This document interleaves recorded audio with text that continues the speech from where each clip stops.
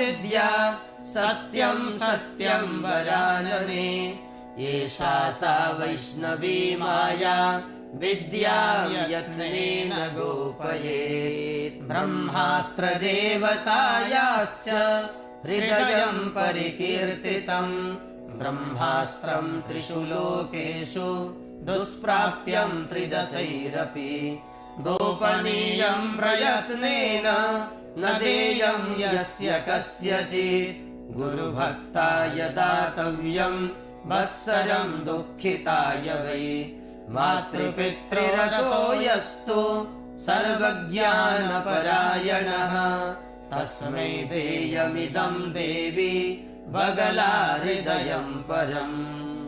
मातृपितृरतो यस्तु सर्वज्ञानपरायणः तस्मै देयमिदं देवी बगला